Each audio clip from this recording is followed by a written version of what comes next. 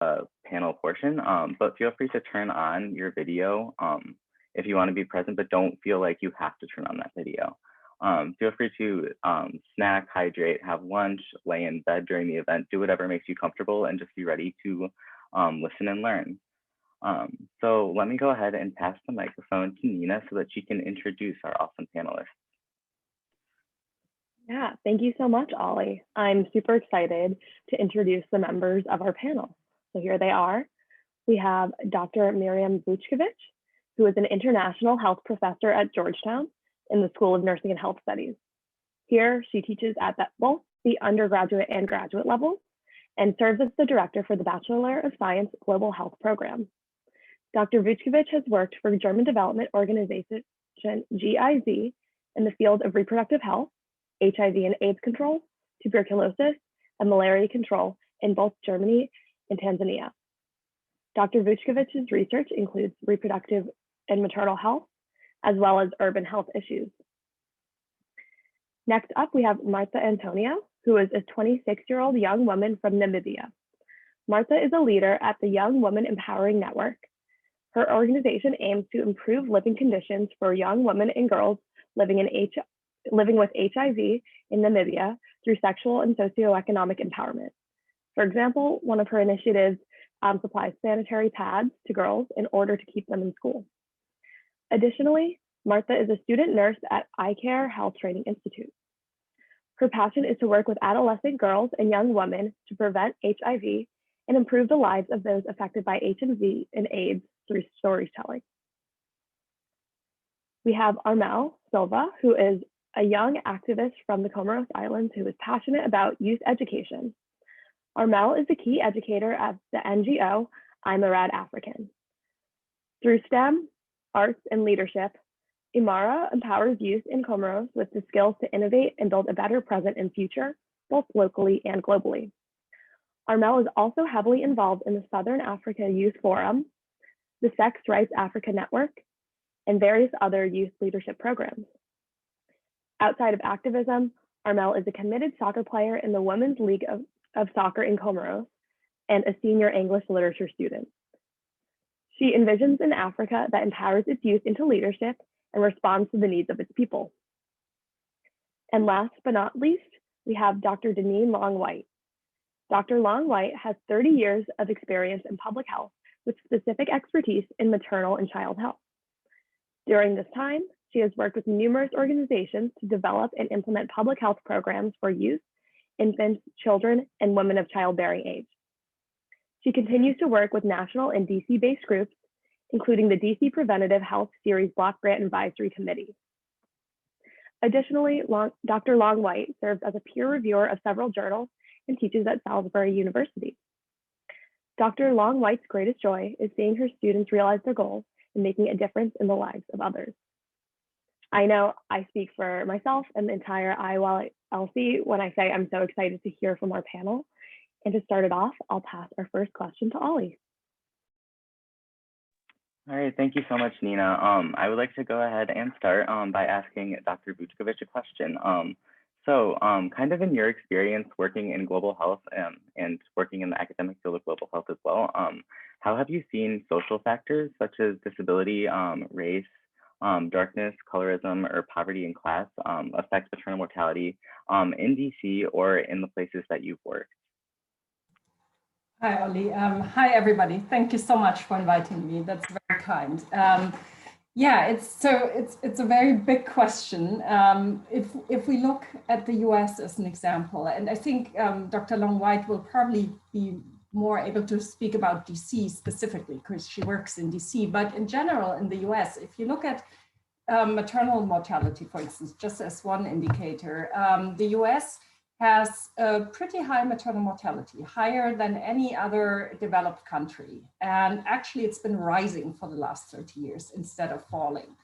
By now, the maternal mortality is around 15 women dying per 100,000 births annually. And what that means, it translates to, this is very abstract, but it's about 700 to 900 women a year dying either during pregnancy or during childbirth in the United States.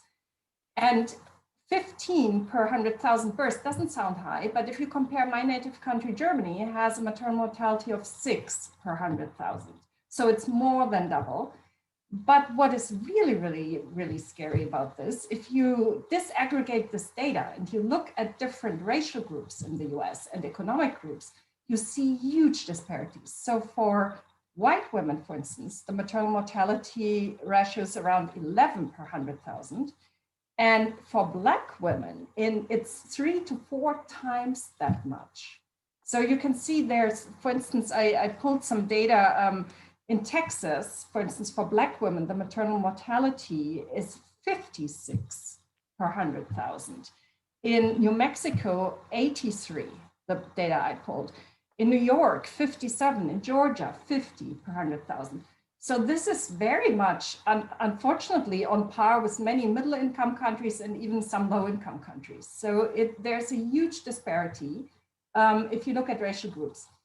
There's also a difference a little bit between white women, Latino women, but it's not as pronounced. So it's very much African-American women in the US are very hard hit by maternal mortality. And if you look at other places in the world, wealth has a huge impact. So poverty and wealth. If you look, for instance, at a country where I lived in Tanzania, there's a huge gap between the wealthiest quintile, the wealthiest part of the Tanzanian population, and the poorest part. And it's a very poor country in general, but there are big differences. That's something you find throughout Africa. If you look at always the wealth quintiles. If you look at race is also an issue in Africa. If you look at South Africa, you would find big differences between the different racial groups in South Africa, with lower maternal mortality in the white South African population. But obviously many countries are more homogeneous in population than the US, if you look across Africa. And in those countries, you can see big differences by age, younger women having higher mortality, by, as I said, wealth, by disability is a big factor as well. So you see these disparities all across the world, but especially in the US, when I looked at the data, it's very clear that African-American women are very much disadvantaged when it comes to maternal health in the US. Thank you so much for that. Oh, sorry, Nina. Just thank you so much for that information. It's definitely, I've been lucky enough to take your classes, so I've heard some of it. One that I think that was really interesting that you brought up was that young women specifically have higher rates of maternal mortality, which is, I think, something that is sad and definitely worth exploring.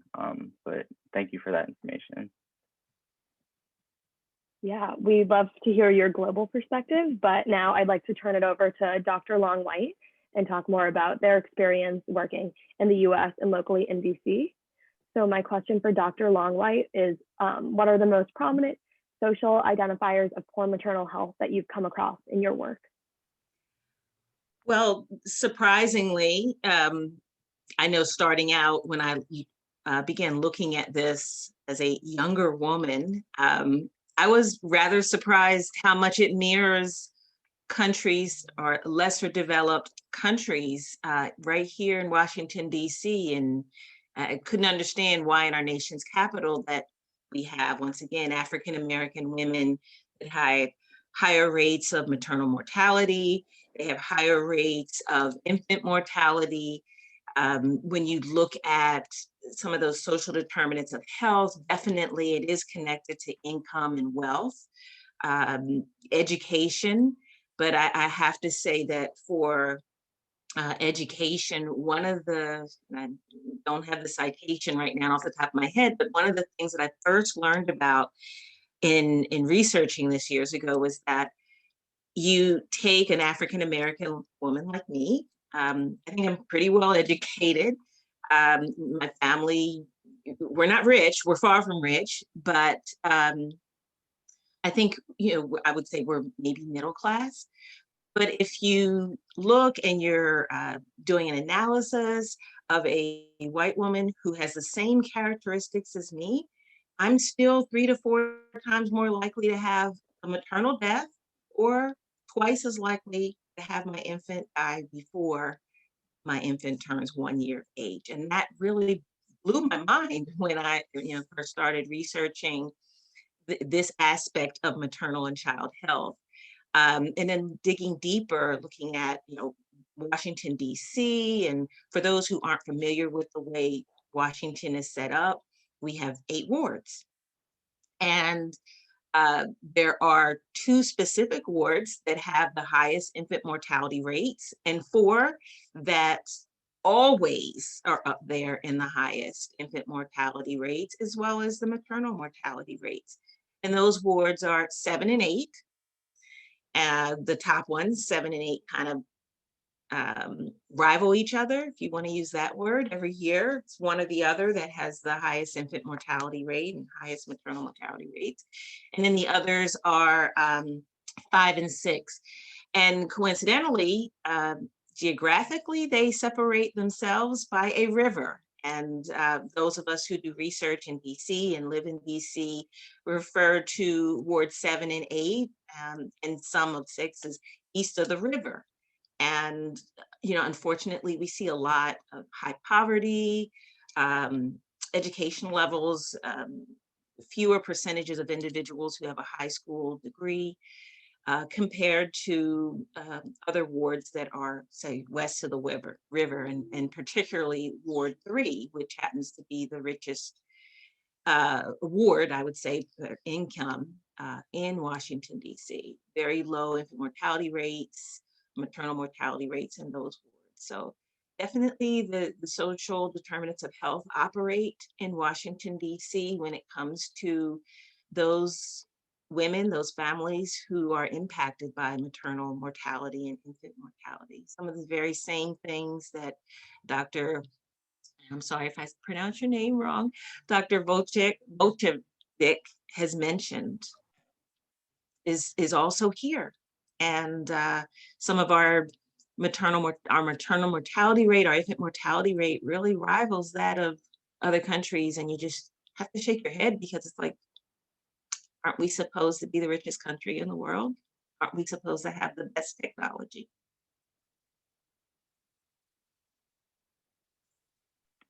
Yeah, thank you so much, Dr. Longwhite, for drawing that kind of global domestic parallel. I think it's really important to kind of take some of the frameworks that we use domestically and apply them globally, just because there's not that many differences between where a lot of us currently live and kind of as a global health student, for example, like the places that I study.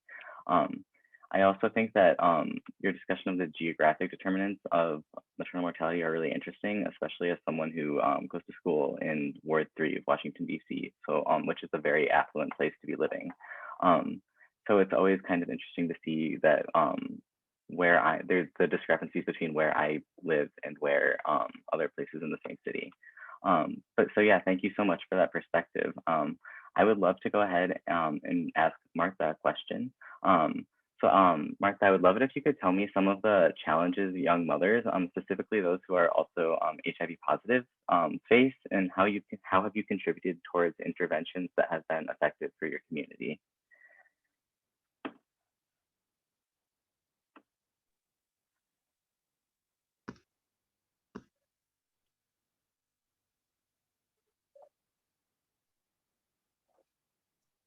Thank you so much.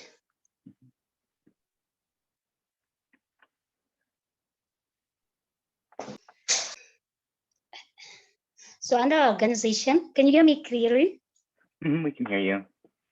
Okay, so under our organization, Young Women Empowering Network, so we just much more on the education, so sharing information with young mothers and girls that are infected and affected with HIV and AIDS. So we basically mostly based on the information on sexual right and health reproductive, on the excess of PrEP, which is now to be believed that when somebody is taking PrEP, it's basically those that are sexual workers or prostitutes, so it was wrongly taken. So we also deal with violence and discrimination among girls and women that are affected and infected with HIV, which is also most common in rural areas, people are being discriminated, so end up being isolating and being depressed. So we also talk and give information about the importance of taking their ARVs on time and as prescribed, and the danger which arises once they miss out on their medication. And we also talk on the issue of teenage pregnancy, which has now arisen, especially during this time of Corona, as there is a rise or lack of access to contraceptives. And under our organization, we also do the donation of pets to keep a girl child in school, as mostly when it's their cycle time, they prefer to miss out school and stay home until their period stops, and which it's making them to be left out in their school. So briefly, that is what we are currently working on.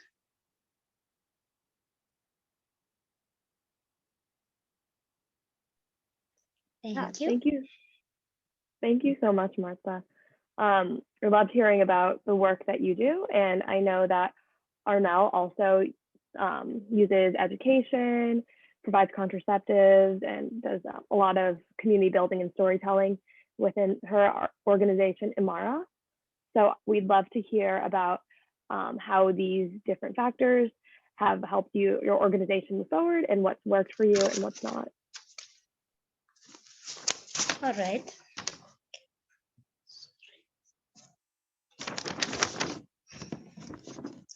So we mostly do the discussion through WhatsApp chat. Like we've created a group where we interact with young women and young mothers to discuss issues, and we also do the discussion through the Zoom meeting. And what was mostly so convenient for us is face-to-face meeting. And since last year, due to COVID-19 pandemic, it has become so very hard for us to meet up and do our discussion. So as Young Women Empowering Network is operating in rural areas, young women don't have access to data or smartphones, and also just electricity itself to keep their phones charged. So they are being left out, and it has really become so hard to reach out to them.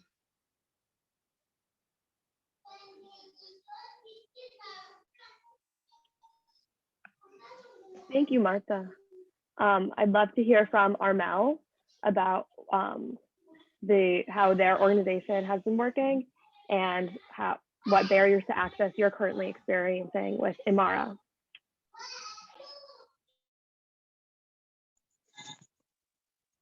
Hello, can you hear me? Yes, we can hear you. Okay, I'm Armel from Comoros. In my organization, IMARA Comoros, what we do is creating a safe place for young girls to be free and talk about.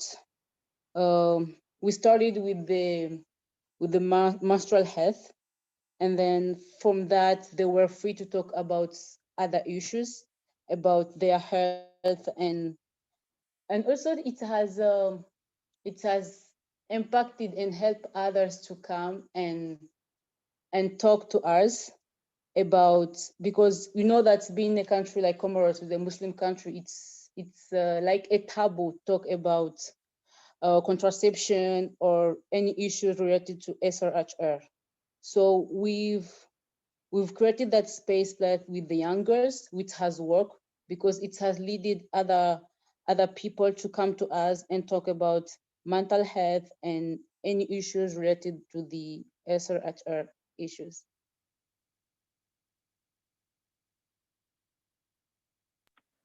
Thank you so much for that response, Armel. Now I'm kind of interested just to hear, especially like, how has the COVID-19 pandemic specifically kind of affect the outreach that you conduct in your programming?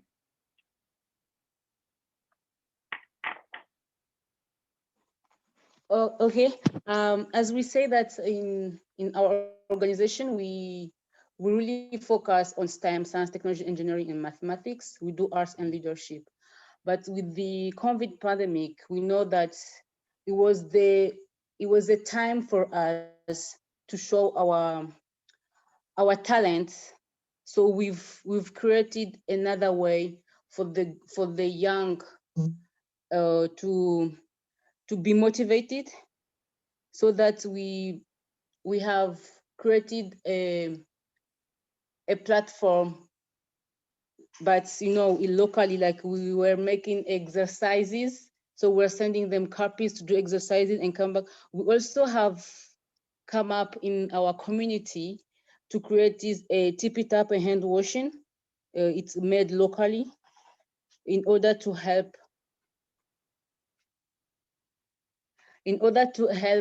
the community to protect themselves. So we've made weekly exercises to send the girls, and then they were sending us back to correct. And then we have also helped during this pandemic, because we have made a face shield within our robotics team. So we have distributed to different hospitals and markets and bakeries in 3 different communities. So the COVID pandemic didn't really stop us, but we have come up with other solutions to help our communities, which we think it has really worked, because when the girls went back to school, they were able to continue their study, but they weren't really left behind because of the pandemic. Thank you so much for that response. It was kind of nice to hear you say that the COVID pandemic didn't slow you down. It was a nice, optimistic something to hear, especially considering what's happening in the United States right now. So I'm just glad to hear that your programming has been continued as successfully as it did before the pandemic. So yeah, again, thank you for that response. I would love to turn over to Dr. Vuckovic and kind of ask you a little bit about the pandemic as well. So what are kind of some of the greatest challenges you've seen in the maternal healthcare system as a result of the pandemic? Or just more generally, what has the pandemic revealed about health systems? I would love to answer that in a moment, but I want to add something to our first segment, because also Jasmine asked about it, and I think this is important, and we haven't really talked about it.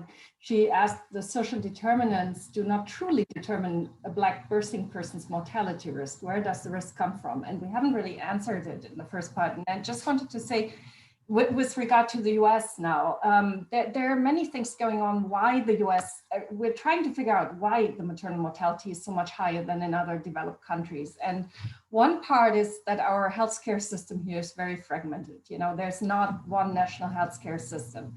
There are all different kinds of different protocols for different emergencies in different hospitals and so on. There is also lack of access, and that's not so much for DC, even though actually there are less healthcare facilities in Ward 7 and 8 than in other parts of the city, but also in rural areas in the US. If you go in the South and so on, there more and more health clinics are closing down, and people have to drive sometimes 2 hours to an antenatal appointment, which is quite shocking. I mean, if you look at the data, it's very different from what you would think when you think of the US, as a very advanced country. And then there's the big issue that over the last 20, 30 years, the focus has been very much on neonatal health. And we have gotten much better at having really tiny babies survive with all kinds of tricks and technology.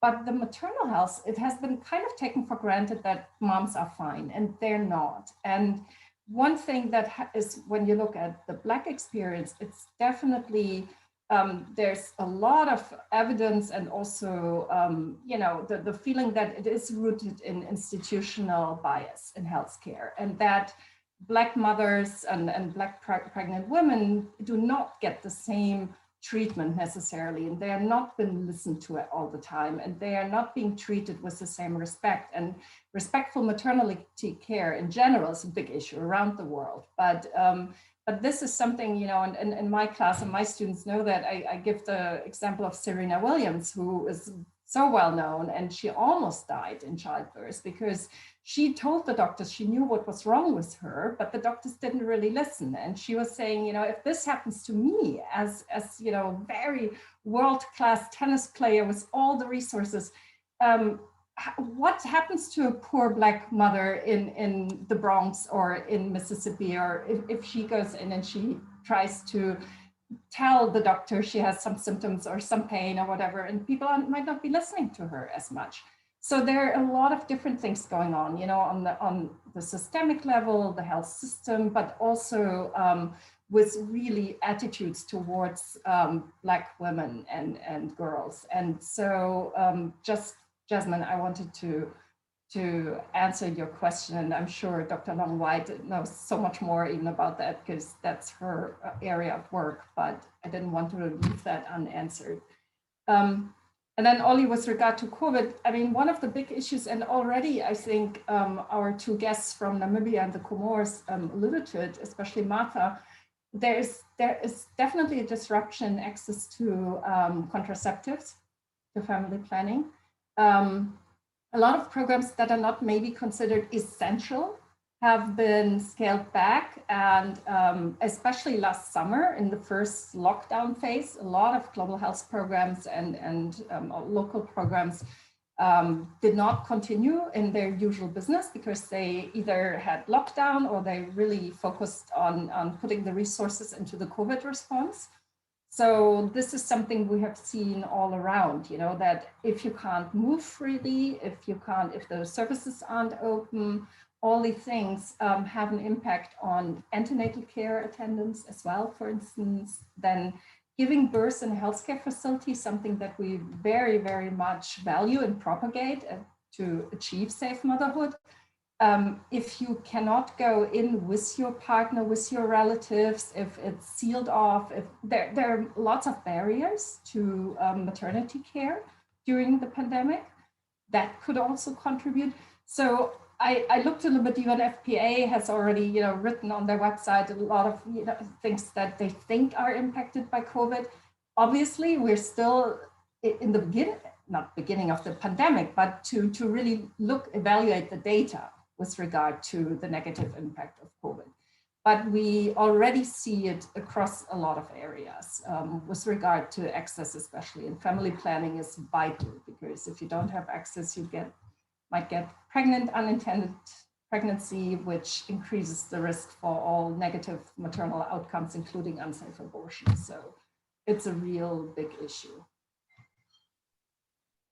Yeah, thank you so much, Dr. Vuckovic. I really liked how you touched upon healthcare bias in our current system. So I'd love to hear what Dr. Long-White has to say about that, speaking from her own experience.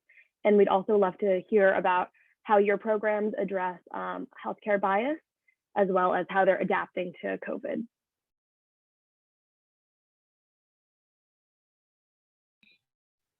Yes, and thank you, Dr. Vuckovic, for circling back to Yasmin, because I wanted to make sure I touched on that as well. So thank you.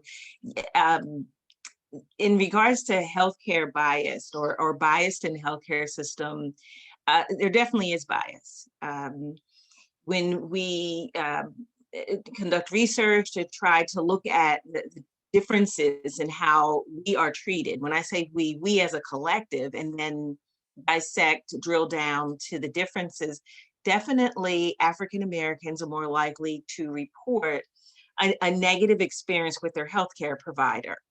And as a result, it has impacted whether or not some populations seek care. For women, we definitely have seen that, and I've seen this with projects that I've worked with and also research that I've done, that if they go in and the person at the front desk treats them just because they have public assistance in a negative way, it does inhibit whether or not they will go back to that site for care. And sometimes that is the only place in their neighborhood, in their geographic area to get care. And yes, while Ward 7 and 8 do have fewer facilities, there still are issues around that access. Do I look at spending this money for food for my family, or do I look at catching public transportation or even Uber to get across the bridge to go to hospital XYZ, because I'm not going to name any specific hospitals here, hospital XYZ for the care that I need. And hey, I've had a baby before, so I can, take care of myself. But, the unfortunate thing is, when it comes to the biases, it's not just biases because people may look at us, healthcare providers may look at us and say, well, they've had babies before, so I don't need to discuss these things. But it really, that care needs to be consistent. Whether this is my first time having a baby, my 5th time, my 16th time, whatever the case may be, that education for one, that discharge education, if you see these signs, one of the biggest things with maternal mortality is bleeding after you deliver. And it may be after you've left the hospital. If you see these signs, you need to contact me right away, the healthcare provider right away. Don't wait. Don't think that it's your period coming on right after birth for, folks that this may be their first time having a child and thinking that their period starts right after. That education, not making the assumption. And then also, there's been research done about the biases in the healthcare system that African Americans, people of color, are more likely to see individuals who look like them for their healthcare. Well, the problem with that is there are fewer African American healthcare providers out there: doctors, dentists, nurses, midwives, etc. So it's a systemic thing when you think about the biases, the barriers within our healthcare system as well. How do we get more people of color interested in going into these careers? And how do we make sure that those potential stumbling blocks are not there? The Sullivan Commission did a report about missing faces, and how there are fewer people of color in the healthcare profession, even though we know that when people of color go into healthcare professions, they're more likely to go back into their neighborhoods and practice. And so that's seen, I know, by the federal government as a way of potentially reducing disparities, whether it's infant mortality, maternal mortality, or any other disparity, health disparity that's there. And they also feel that individuals of color who go into their neighborhoods to practice would also have some cultural competency going in there, knowing, possibly how to relate better and relieve that possible fear of the healthcare system that some people of color have, which prevent them from seeking care. So those are just some of the barriers and some of the challenges that are inherent in our system. On top of what's already been mentioned, knowledge of what's there. Yeah, you may have the service there, but if people don't know about it, then what good is it? And if people haven't helped to build that service, what good is it as well? They may not come. Yeah. Wow, those are some pretty startling issues that we're looking at. And we'd love to have a whole panel on that, but instead, I'd love to invite Kiki, who is here with us over Zoom, who is the founder of IMARA African, IMARA, and works with Armel. Kiki is a former youth activist with Advocates for Youth. And so I'd love to get her point of view, because even if we do have access to healthcare, even if we do have healthcare systems, access itself is just a huge issue, especially access to the care and access to health education. So I'd love to hear from Kiki about how IMARA empowers your communities of young girls to fix these issues. Hi, thank you very much, Nina. So I wanted to just like circle back to what people were saying about the variants, because I feel like I'm learning a lot from this panel, given that I come from a country where everyone like there's like we're not talking about the same thing. The only difference between two mothers, for example, who would be seeking for healthcare services would be whether they come from a rural or an urban area, because no matter what happens, it would be kind of like the question that they would be asking themselves would be, how do I get out of the country? It's not even how do I get treated in this country. So if you have money, then you go to another country and get checked up and everything. So right now with the pandemic, it has become very problematic because I think it's the case in a lot of countries.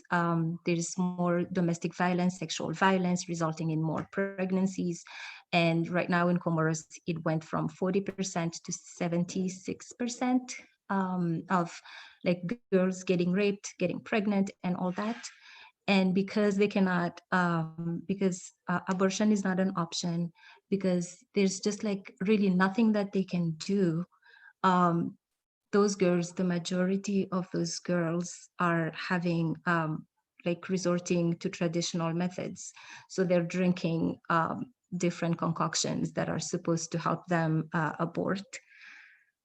And a lot of them have died in consequence. So I was just like thinking about how, different contexts create different countries create different contexts, but COVID has definitely shown us that we need to address that more than we did before, because kids are not going to school and violence has increased and all those things. So what do we do? And one of the things that our NGO tried to do was keeping kids engaged in education. So we would be sending them projects to do every week, and we would be sending them projects to be working with their parents. So that's like maybe the one thing that we did differently was that by asking them to do things, asking them, for example, hey, can you create your own sanitary pads?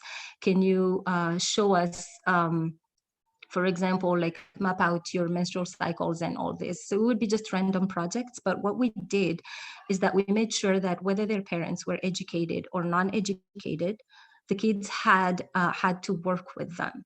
So it wasn't necessarily asking children, for example, to do homework or to write, but it was asking them to do something. So we would send them via text messages or printed copies to everyone, or WhatsApp, whatever media was available to them. And we would ask them then, so can you think about a way you can create this thing? And it could be about reproductive health. It could be about just random tasks at home. But at the bottom line, it's that we are engaging parents, and we had a very positive feedback from that, because some parents who don't usually talk to us because they are intimidated because they think we're not educated. So how can we even engage with our children or be engaged in their education, felt involved because for the first time their kids were asking them, hey mom, how do you do this, and why are my period this? And the teacher asked us to talk about this or to come up with a funny story about our period.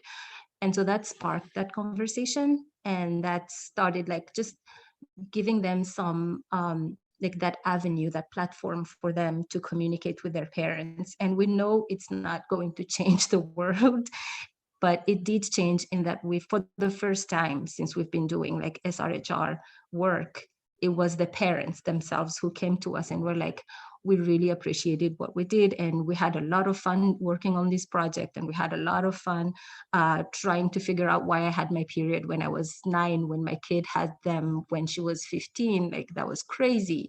And asking all the women in my family how this worked. So like, just sometimes it's just about like creating those safe spaces for them to have the conversation, and you don't necessarily have to be there.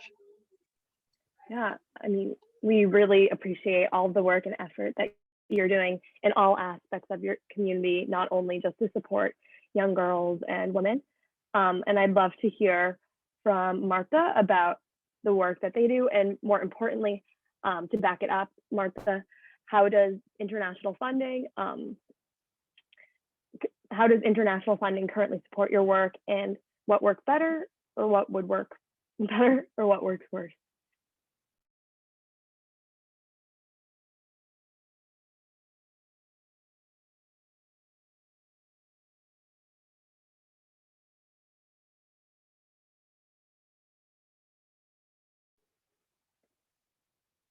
Oh, I'm not sure if Martha is still in the Zoom space with us, unfortunately.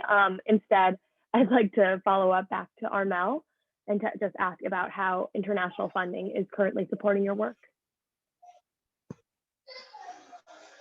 Okay, thank you. Well, I was struggling with unmuting the mic.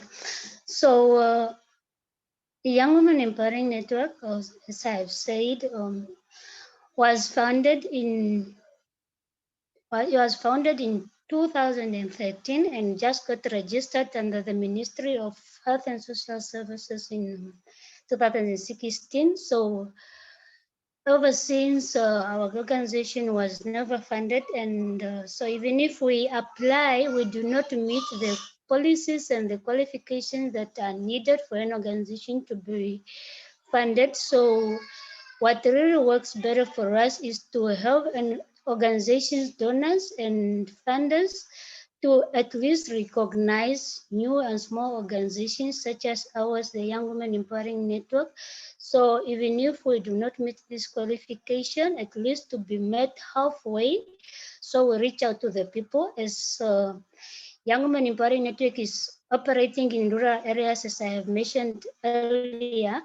And these areas are the areas with mostly affected with high rate of teenage pregnancy, high rate of dropouts, and high rate of death among young girls and women living with HIV and deaths. And we are the people that on the ground and know issues that these people in rural areas are dealing with, and it could be at least much better if to be recognized and able to reach out to these young girls and women in rural areas.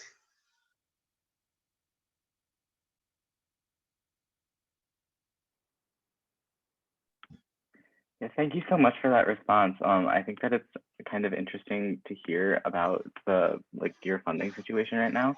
I would love it if we could kind of hear what you have to say about kind of how your organization is receiving funding, or if you receive any international funding. I would love to hear that. Hello. Mm-hmm. Hi.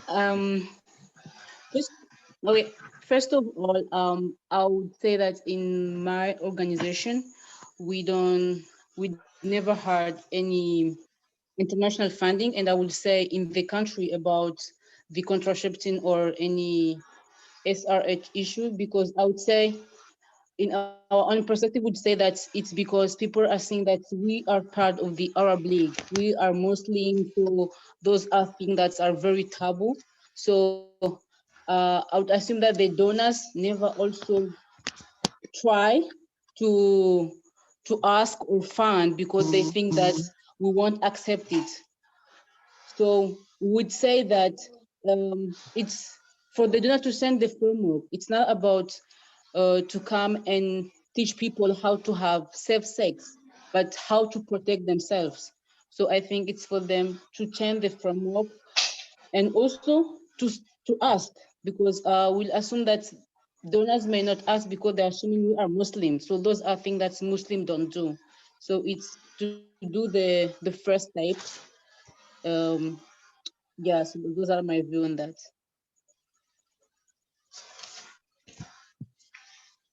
Do you find that kind of like creates a lot of barriers for your work, or does it actually kind of facilitate your work to move in certain directions? Sorry, can you repeat the question, please? Yeah, of course. Do you find that kind of the way that you receive and don't receive funding impacts the amount of work that you can do as an organization? Yeah, it's really impact because right now there is no international funding. So it's really impact because we wanted to do more, but without fund, we can't do much. So it has really impacted it.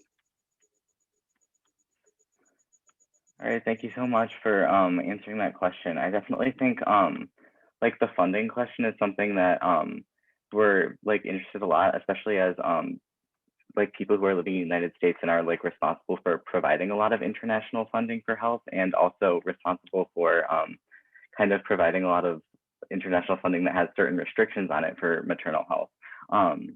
So kind of thank you for giving me like a perspective into like what your organization is dealing with specifically with that.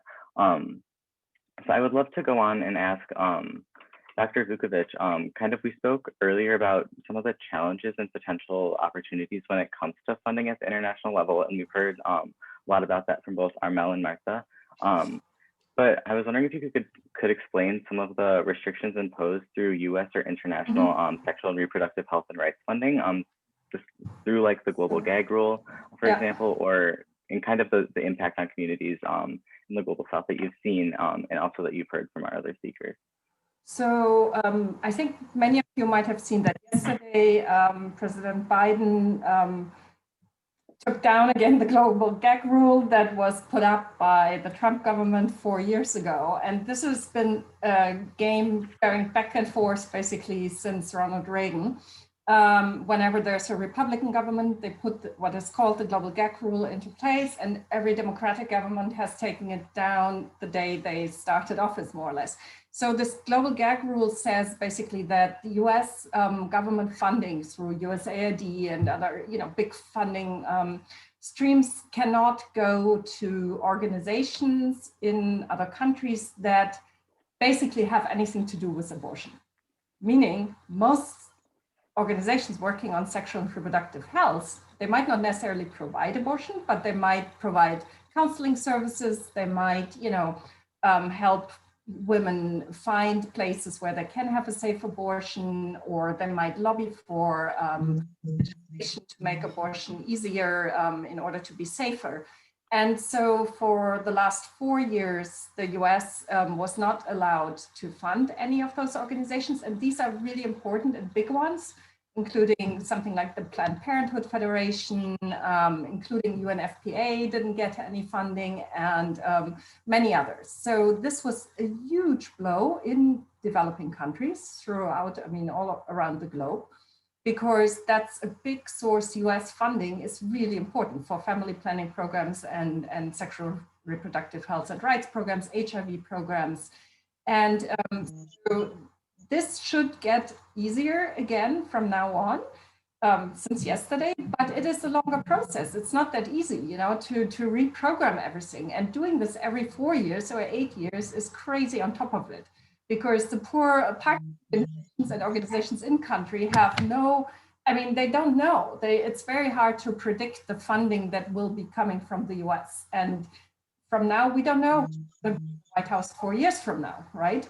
So it could go the other way again, and it's very difficult. And just looking at the evidence, this Global Gag Rule has a very negative impact on women's health and even on child health.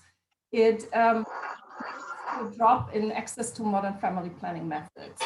And that usually leads to higher unintended pregnancy rates, and also, because of that, to actually not a drop in abortion, but actually a rise in unsafe abortion. So exactly the opposite from what the rule is supposed to effect. And it's a very unfortunate thing. The idea is, we want to reduce abortion around the world. We don't want to, promote it. But what actually happens is that the larger sexual reproductive health services are impacted, and that in the end, women have more unsafe abortions, which increases maternal mortality.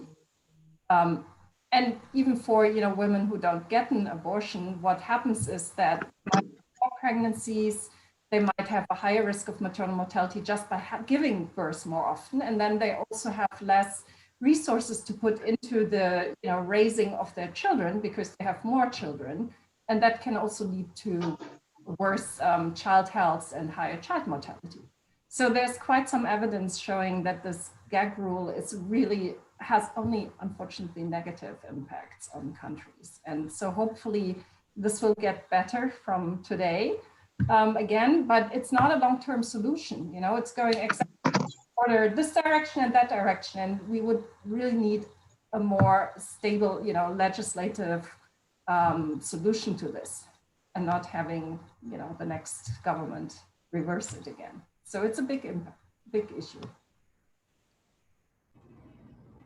Thank you so much, Dr. Vuckovic, for talking about kind of the extreme impact that the global gag rule and kind of U.S. healthcare funding has, not only on the receipt of funding, but also just how important it is for maternal healthcare. I think that it's definitely interesting also to consider that just how connected abortion is with maternal healthcare. I know that let's all make sure that we have our microphones muted. So yeah, for those of you in the panel who don't know, or in the audience that don't know, deaths from unsafe abortion are considered a part of maternal mortality. So therefore, they are a significant contributor to high maternal mortality rates, which is why the global gag rule is so important, like Dr. Vuckovic was saying. I also appreciate how you kind of touched on the very, very recent, as in yesterday, recent executive order put out to repeal the global gag rule. So thank you so much for talking about that. That's really relevant to the work that we do as a council with the International Youth Leadership Council. So for the next few months, we're actually going to be working a lot on lobbying for a more permanent solution for the repeal of the global gag rule. And that would be as a result of the Global HER Act, which was just reintroduced this week. So that would permanently prevent such legislation like the global gag rule from being re-implemented, which is really important. So I will, so thank you for all that stuff. It's very relevant to what we're doing right now.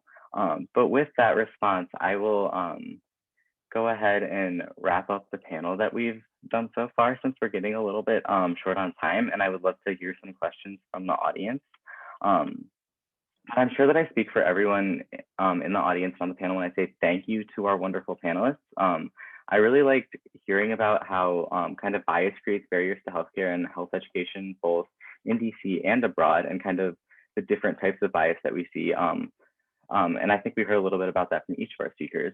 I also really appreciate hearing a lot about the programs that both Armella and Martha are working on abroad. I think that it's really interesting to consider those in the context of kind of what we know in the United States and the domestic situation and our funding situation. And yeah, thank you again, Dr. Vuckovic, for talking specifically about how US legislature kind of contributes to that bias as well and contributes to other organizations, both domestic and international. But now I would like to invite Shemi, another IYLC member, to bring us to the question and answer portion of our panel.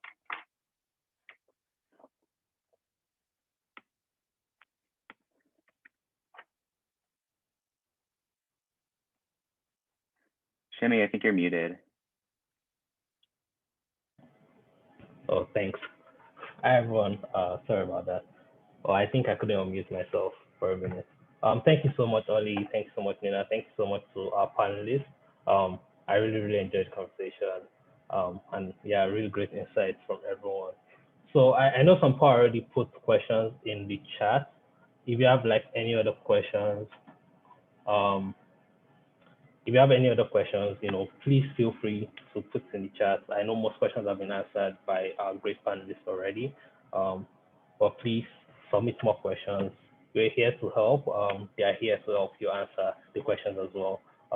So please feel free, anything that comes up from what has been discussed, from even just general maternal mortality questions you might have, feel free to drop that in the chat as well. So I see one question for Dr. Vuckovic. So someone asked about the European countries and how they also employ other means of childbirth, like aside from just the hospital-based ones. So do you think this midwife-attended birth, do you think it plays a factor in how they have a lower mortality rate compared to other countries?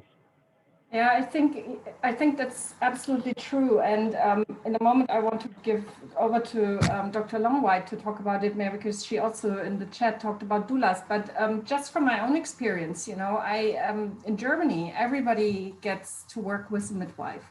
And right after giving birth, the midwife comes to your home for at least a week, every single day to visit you and the baby, and to see whether you're bleeding, whether the breastfeeding is going well, these things, and that can have a huge impact.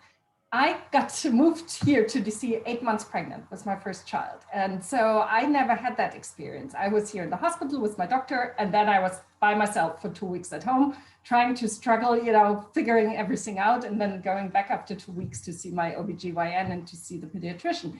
And fortunately, I was kind of okay. I had issues, but I had to, it's hard, you know, I had to go to a breastfeeding center in downtown DC with the baby to figure out to get help on nursing. Whereas in Germany, the midwife would have come to my house. So that, I think that alone could make a huge difference in maternal health, and especially in newborn health right after dismissal from the hospital. And I think, Dr. Longwhite, you wanted to talk maybe about doulas here for a moment. Yes, I agree. You know, that having a qualified birth assistant, I think, will definitely help in that area of maternal mortality and that visit after. I work with a program, not directly in DC, but they do provide services to individuals that live right on the border of DC and Maryland. And they do that home visit with a doula going, a postpartum doula going to the clients for 2 weeks after they've delivered. They provide them with the breastfeeding support and all.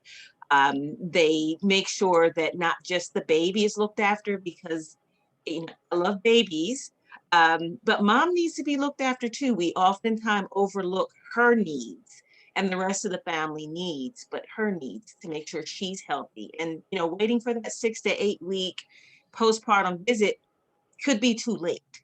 So having that assistant, whether it's a midwife or a doula, to go out and do the follow-up is definitely needed. It's something that the US needs to look at and have it as a part of their insurance program that's guaranteed for every mom. I definitely agree with that. I think the US moved to such a hospital-based setting, and you know, just going back to some of the basics might help. I'm from Nigeria, and I know in Nigeria, you know, they also have things like the midwifery, what you call doula, yeah. So yeah, thanks for that. So we have another question. Someone asked about, let me read that. Are there any laws that can protect patients from experiencing bias in medical facilities in the US or otherwise? So anyone who might want to answer that. So, you know, we talked about how maternal mortality differs based on race as well. So are there any laws to protect? I mean, laws, I know if you go to the WHO website, for instance, there's a big section on respectful maternity care. There are guidelines, there are things, you know, this is actually part of what a lot of countries are working on with regard to quality of care. That falls under the quality of care. And I think laws, it really depends on the country. You would probably find very different situations in different countries. But on the international level, this is definitely something that is on the agenda and that is being talked about, because we realize this is really, and what Dr. Longwhite also described, if you don't get treated well, you might not come back and you might miss out on important appointments and so on, and not go and deliver in a healthcare facility because you feel this is not, people are not treating you well. So it is something that in the larger, you know, improvement health system strengthening area is being talked about, but quality of care on many levels, not just on that level, but respectful maternity care has certainly become much more of a buzzword in the last couple of years and is being propagated. Thank you. Thanks for that. Okay, I don't see any more questions, but if anyone has, we can probably take like one or two more quick questions. If not, great. Oh, one more question. I think this is a really good one. So do you have any advice for young people who want to go into SRHR, sexual and reproductive health in the future? Do you have any advice on, what they need, research, policy, like what's most effective in improving maternal mortality in DC and globally? So I know a lot of pundits are probably interested in going into public health in a way, maternal child health and things of that nature. So do you have any advice for we young folks who are really interested in changing the world?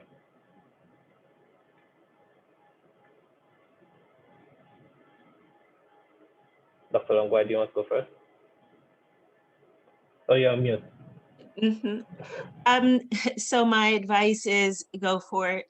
We need voices. I often share with my students that when I set out, for many years, I wanted to be I wanted to work in maternal child health, but I wanted to be an OBGYN. And then when I went to college, my undergraduate, I did an internship with the DC Health Department. And I decided at that point that the world had, and I love my physicians, the world had a lot of OBGYNs, but we needed more voices around policy and advocacy. And that kind of switched me into the research advocacy world. We need you. We need your voices. Reach out to get more experience, reach out to these organizations that are doing the work in that field and volunteer with them. Try to find out as much as you can about them and how that could shape your trajectory of where you want to be. But that's the biggest thing. Volunteer, let your voice be heard. We need it. Oh, great. Thank you so much, Dr. Longwest. Dr. Vuckovic is about to leave. Really, really appreciate you for being here throughout. If you have any last words for, the attendees, please feel free to quickly share. Thank you so much. And I think it was with regard to young people, any of those areas, I mean, it depends on where your passion is and where you're good at. If you want to do advocacy, it's needed. If you want to get a midwifery degree, it's also needed. So, and then I would like to, I have to go, but hear from Amel and from Martha, you're doing it, you're on the ground. What do you think is needed? Maybe they can chip in on that one too, what they see in their environments, what is needed.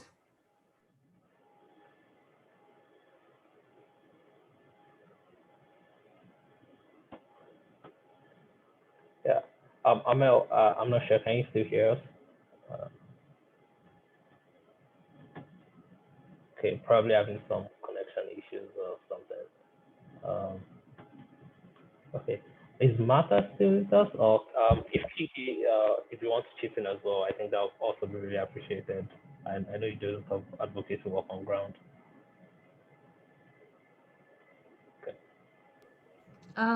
I think the best piece of advice that I have is just to go and do it. In a lot of countries like mine in the global south, there's just so much room, and I keep saying this to a lot of the kids who work with me. It's that it's so easy to become the first person who has done this or that in our countries, because so many people have so many degrees and they're not doing anything, and there aren't any policies that are helping. And it's true that a lot of people say, well, but even if the policies exist, but they're not reinforced, but they have to exist first. So, like I said, the very best you can do is to just start somewhere, do something, whatever it is that you're passionate about. I didn't personally know where to start. And I think Nina, I think, mentioned it. I started with Advocates for Youth. And when I came back here, I was just like, I don't know what to do, but I saw that people talk about this, like, teaching people about menstrual health and hygiene. And that's where I started. I just got, I think originally it was just 10 people, 10 kids. And I asked them a bunch of questions, and we started having that conversation, and they got so much into it that we decided to later do a bigger workshop, and we had invited 50 teenagers. But guess what? There were midwives, there were nurses, there were so many people who came who were, I assumed, much more educated in the topic than I was. But actually, no, they're just not comfortable because they knew the medical part of it. They don't know how to work with the government. They don't know how to reach out to people. They don't know where to go if they need information, or what to do with the knowledge that they have. So there's so much room for change. There's so much room for advocacy out there. It's just that, yeah, we tend to think that, yes, if money comes, or if policies are being reinforced, but they cannot be if we don't create them, if we do not talk about them. So just make enough noise so that people hear you. Thank you so much for that. Appreciate it. Okay, great. It's been a really great event. It's been a wonderful event so far. I really, really enjoyed this series. And time is going by. I wish we could continue. But just rounding up, thank you once again to all our speakers. Thank you to the audience for staying for the past 1 hour, 15 minutes now.